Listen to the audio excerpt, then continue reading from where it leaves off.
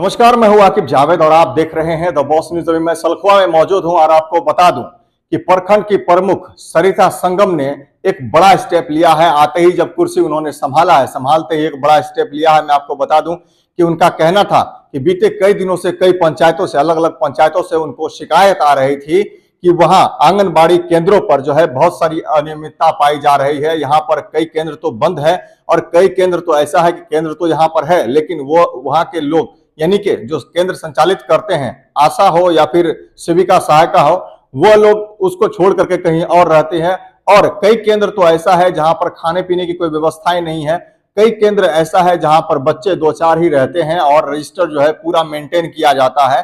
तो इस संदर्भ में जब इस शिकायत मिली तो प्रखंड की जो प्रमुख है वो सरिता संगम लगातार जो है क्षेत्र दौरा कर रही थी और पंचायतों में घूम रही थी। तो पंचायत में घूमने के बाद उनको साफ तौर पर दिखा कि वहां अनियमितता पाई जा रही है। ये सारी परेशानी वाकई सही है, जिसको देखते हुए आज जो है प्रखंड बाल विकास पदाधिकारी को उन्होंने लेटर लिखा है और लेटर लिखने के बाद उन्होंने उन सभी जो केंद्र का ब्यौरा दिया है कि कौन कौन केंद्र पर क्या क्या परेशानियां हैं और साथ ही साथ सभी से स्पष्टीकरण मांगा है कि क्या उन पर कार्रवाई क्यों नहीं की जाए। उनके साथ साथ ये परेशानी है। हालांकि सीडीपीओ से बात करने के बाद जो है प्रखंड प्रमुख को जो बात कही गई है, उनको साफ तौर पर कहा गया है कि वो अभी सहरसा में है और अभी वो चुनाव के जो है कार्यक्रम में बिजी है। वो इलेक्शन के बाद उनसे मुलाकात करेंगी।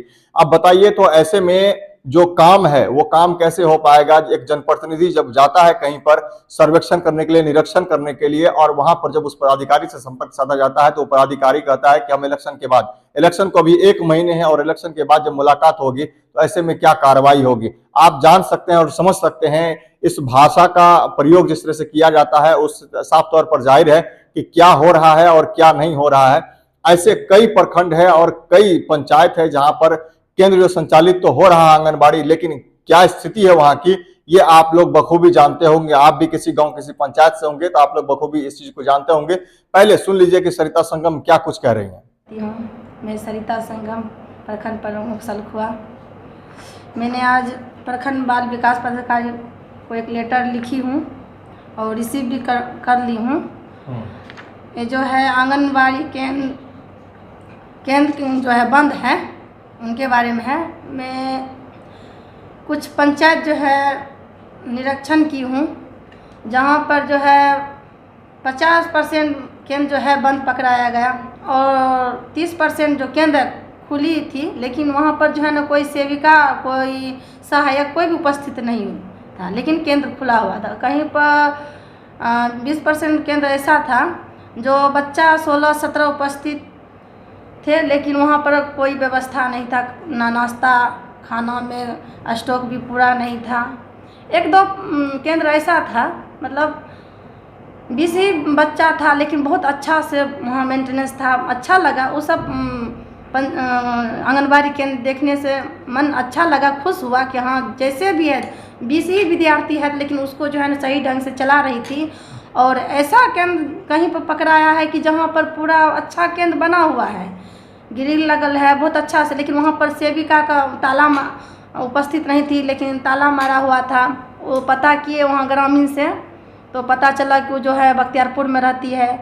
कहीं ऐसा केंद्र पकड़ाया जो कहीं पर बच्चा आई हुई है, 2-3 बच्चा, वहाँ 10 मिनट 20 मिनट रुक करके मैं देखी कि कम से कम कोई सेविका या सहायिका आ जाएगी बच्चा के पास, उसके बाद यहाँ से चलेंगे। तो वो भी देखे तो नहीं आई। तो मैंने पूरा भरवन करने के बाद पता चला है कि यहाँ तो पूरा दाल काला क्या, दाल में काला क्या, पूरा दाले काला है।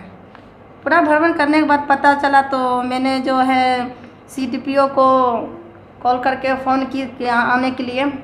तो वो बोले क्या हम जो है ना इलेक्शन के बाद आपसे मिलेंगे। उसके बाद सभी पंचायत के एलएस है उसको बुलाए, उनको ये जो है लेटर के बारे में ये केंद्र संख्या जो बंद था पकड़ाया, जहाँ सेविका सहायिका उपस्थित नहीं थी, तो उनको हम केंद्र संख्या बताएं, उस पर कार्रवाई बोले करने के लिए, स्पष्टीकरण देने के लिए।